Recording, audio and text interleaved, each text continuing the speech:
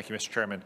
Mr. Secretary, on September 29th, the National School Board Association wrote to the White House calling parents domestic terrorists for being concerned about their kids' school. Within a few days, Attorney General Garland issued a directive to the Department of Justice and the FBI to crack down not just on violent, but what he called, quote, harassment and intimidation against school board administrators, board members, teachers, and staff. The School Board Association met with the White House and got tips from them on what to put in their letter before sending it. We've also recently learned from an internal memorandum that the School Board Association, quote, as disruptions at school board meetings grow, the association has been actively engaged with the Department of Homeland Security. Has anyone from the Department of Homeland Security met with anyone from the National School Board Association? Senator, not that I'm familiar with, and I don't know why that would fall within our jurisdiction. Did you see a copy of the Attorney General's memorandum before it was released? I did not. Okay, thank you. A few weeks ago, it was reported that the Department of Justice was in talks to give payments of up to $450,000 per person to illegal immigrants who were subject to enforcement of the zero tolerance policy during the last administration. Have you or anyone at the Department of Homeland Security been involved in those talks? I have not, and I am not aware of anyone in the department who's been involved in the talks. That is something within the province of the Department of Justice. So let me ask you this, and let me be explicit. I'm not talking about the lawsuits that are filed or the Department of Justice's litigation strategy or potential settlements. Who do you think is more deserving of cash payments from the United States government? Illegal migrants who cross our borders or the family of U.S. soldiers who are killed in action? Senator, I think, if I may, you know how I'll answer that question. I think that the families of those who lost their lives wearing our nation's uniform are our greatest responsibility as a nation. So I can't. Do you think it's shocking that illegal migrants could get up to 4.5 times what the family Senator of a service member killed in action? Senator, if I may, I'm a lawyer by profession, so I don't think it advisable to render opinions on facts, on cases, the facts and circumstances of which I am not familiar, because I know that the cases that are before the Department of Justice to which you are referring are Federal Tort Claims Act, where not all of those unlawfully present are filing suit against the government, but those parents whose children were taken from them as a means of deterring irregular migration, part of the zero tolerance policy of the prior administration, the family separation policy that received bipartisan condemnation and, quite frankly, the condemnation of the American public. What is an appropriate outcome of that litigation in response to the family separation policy, the cruel policy, is something I cannot opine on. Well, since you called the policy cruel, let me ask you this. During the Biden administration, has the Department of Homeland Security ever separated a single illegal alien from someone they claim as their child? Yes, but not as part of the zero tolerance policy, not as part of the family separation policy that was so cruel. Let me explain. So, well, okay, so I understand that you're saying it's not part of the policy. I'm sorry. No. If I may, Senator, no, I must actually, clarify. no, you may not. It's my time. I'm sorry, my time is limited. So you've said that the Department of Homeland Security has done this during the Biden administration. You were the Deputy Secretary during the Obama administration. Did the Department of Homeland Security ever separate a single illegal alien from someone they claimed that was their child in the Obama administration? Neither in the Biden administration nor in the Obama administration did we execute the zero tolerance policy that the Trump administration promulgated and cruelly enforced. I'd say the policies you've been implementing are complete tolerance for illegal migrants crossing our border. Let's turn our attention there. How many illegal aliens crossed into the country, into the United States in 2020? I don't have the, I have the numbers from CBP in front of me. It's 458,000. How many illegal aliens have crossed into the United States in 2021, which I would note still has 6 weeks to go? I believe the number, taking out of that approximately 1.7 million, the number of recidivists, So in other words, unique individuals, approximately 1.3, 1.4 million would be my estimate. So I have 1.7, but that's fine. So it's somewhere between 2.5 to 4 times as much. No, because the 1.7 million figure to which you refer, Senator, includes recidivists. Okay, so let's say it's 1.3. It's still 2.5 times.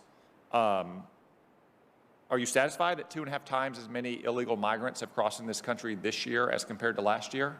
No, I'm not, but worse is to promulgate and operationalize a policy that defies our values as a nation.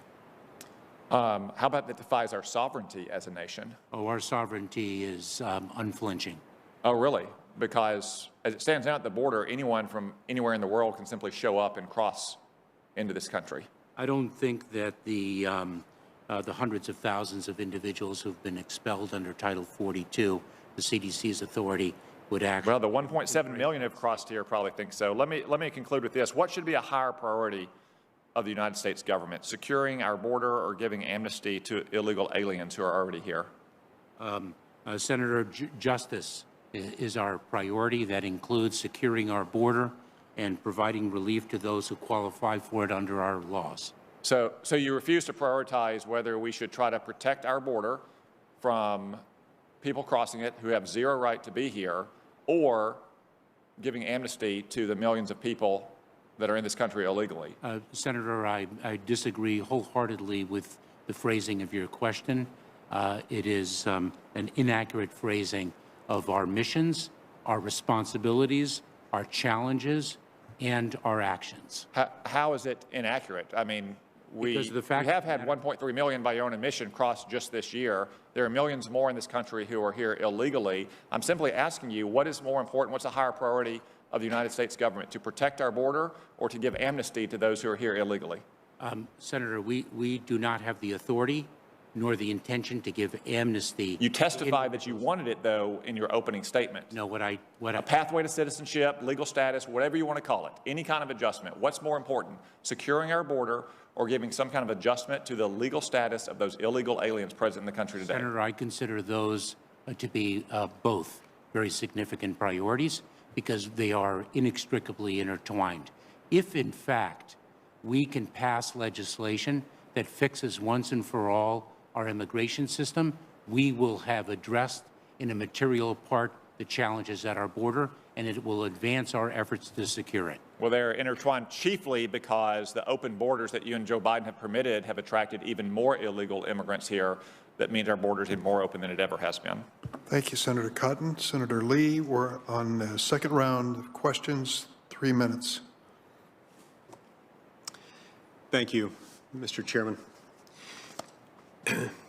Mr. Secretary, on some of these questions, including the questions many of my colleagues have asked about the proposed settlement with those who have crossed through our borders unlawfully, you've indicated you're inclined to dodge the question.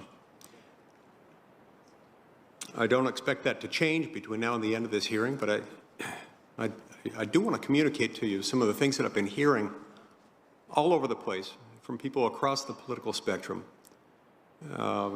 throughout the state of Utah.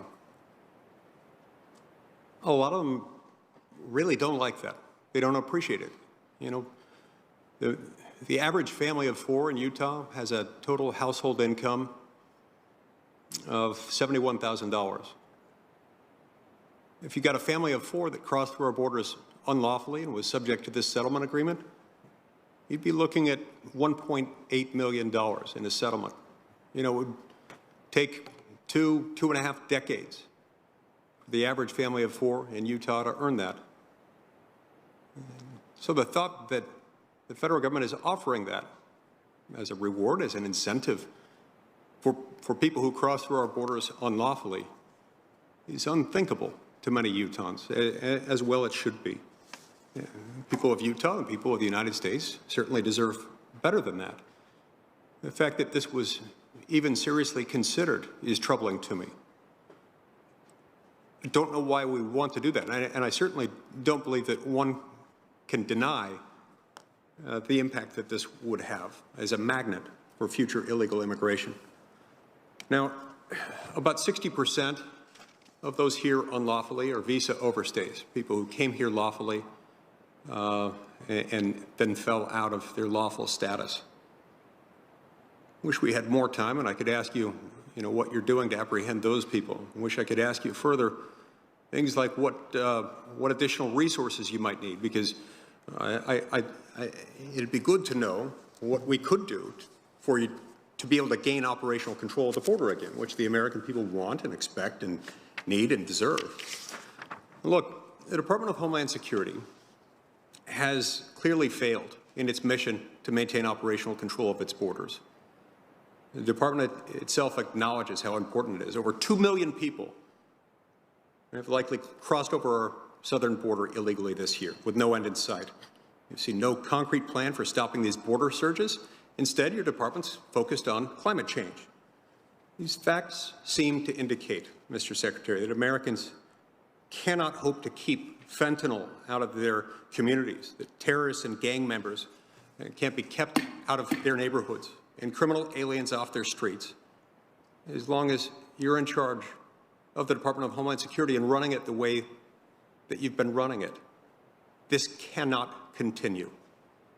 For the safety of the American people, including people like the woman who was recently raped in open sight in a Philadelphia subway train just recently by someone who shouldn't have been here in the first place, who had a criminal alien background, I implore you, you got to fix this. Fix it or step down. Thank you.